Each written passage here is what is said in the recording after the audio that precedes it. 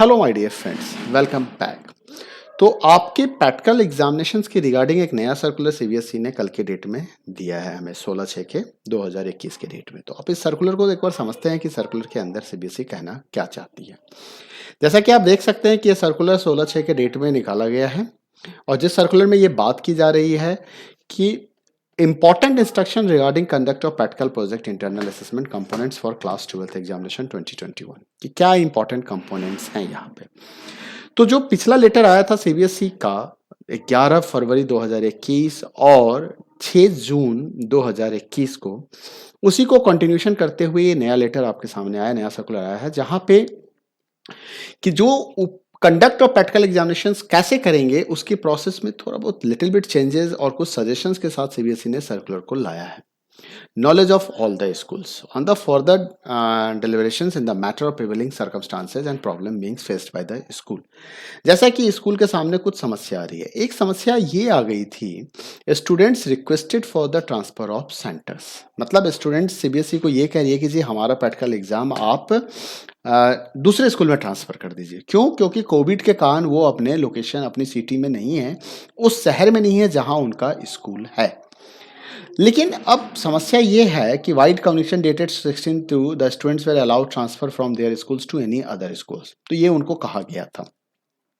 Now in the light of the letter number this, मतलब पहले बताया गया कि पेंडेमिक के कारण वो अपने सेंटर को ट्रांसफर करा सकते हैं, लेकिन अब 6 तारीख को जो सर्कुलर आया था, 6 जून को सर्कुलर आया था, जहां पे ये कहा गया था कि जो कंडक्ट ऑफ प्रैक्टिकल एग्जामिनेशंस होंगे वो टोटली ऑनलाइन होंगे, वो टोटली ऑनलाइन असेसमेंट होंगे। यहाँ पे ऐसा कुछ भी नहीं है कि स्कूल में बुला के बच्चों का प्रैक्टिकल लिया जाए, ये बिल्कुल नहीं होना है। ये सीबीएसई इसकी परमिशन नहीं देती है। किसी भी तरह का प्रैक्टिकल प्रोजेक्ट, इंटरनल असेसमेंट जो है वो स्कूल के अंदर नहीं होगा, ये ऑनलाइन तरीके से ही किया जाएगा टीचर्स के थ्रू। मतलब बच्चे स्कूल नहीं आएंगे, टीचर बेशक अगर स्कूल जाते हो अपने लैपटॉप सिस्टम और रिकॉर्ड्स को यूज करने के लिए तो वो देख ले, वो लोकल स्टेट गवर्नमेंट के गाइडलाइन के हिसाब से वो जा सकते हैं। Also the matter of transfer changes of centre for the purpose of practical examinations have become infructuous, means कि अब इसका कोई मतलब नहीं है, इसका कोई मतलब नहीं है। तो अब क्या है कि जो प्रैक्टिकल और इंटरनल असेसमेंट्स होंगे सभी स्टूडेंट्स का, वो उनके ओरिजिनल स्कूल में ही कंडक्ट किए जाएंगे। पहली बात तो ये आ गई। And candidate from where LOC of the candidate was submitted, मतलब जहां से कैंडिडेट का फॉर्म भरा गया था उसी स्कूल से लिया जाएगा। स्कूल को इस चीज को इंश्योर करना है कि उन सारे सेफ्टी मेजर्स को वो ध्यान रखे एंड उस तरह के अरेंजमेंट्स करें कि भाई कोविड गाइडलाइंस को फॉलो करते हुए।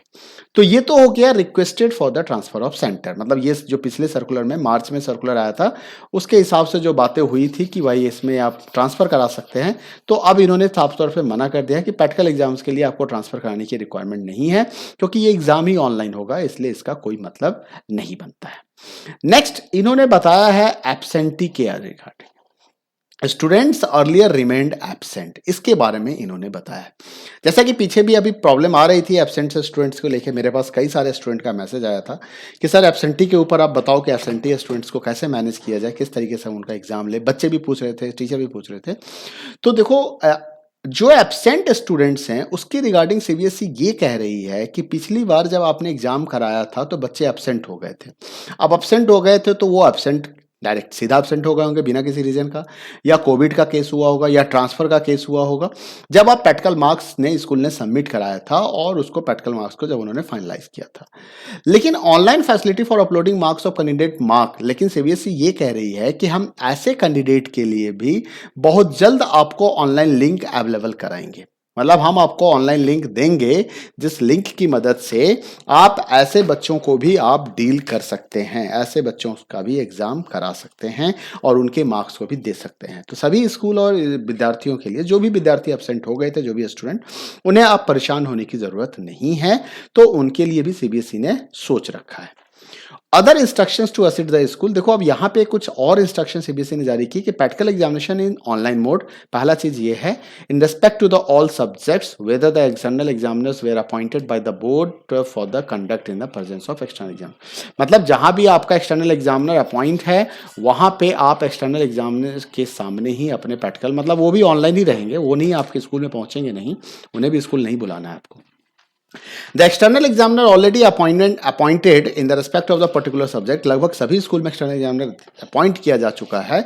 तो जो भी स्कूल्स हैं जहां भी वो एक्सटर्नल एग्जामिनर ड्यूटी दे रहे हैं, काम कर रहे हैं, उन सभी स्कूल को रिक्वेस्ट की गई है कि वो प्लीज़ उनको रिलीव करे या उनको परमिशन दे कि वो दूसरे स्कूल के प्रैक्टिकल एग्जाम को कंडक्ट करा सके। लेकिन अगर कहीं भी ऐसा सिचुएशन है जहां पे एक्सटर्नल एग्जामिनर अवेलेबल नहीं है, किसी भी जस्टिफिकेबल रीजंस के कारण, किसी वैलिड रीजन के कारण, तो producer prescribe by the concern regional office, तो आप रीजनल ऑफिस से बात करें रिप्लेसमेंट के लिए, रीअपॉइंटमेंट के लिए, कि एक्सटर्नल एग्जामिनर्स को आपको अपॉइंट करवाना है, रीअपॉइंट करवाना है।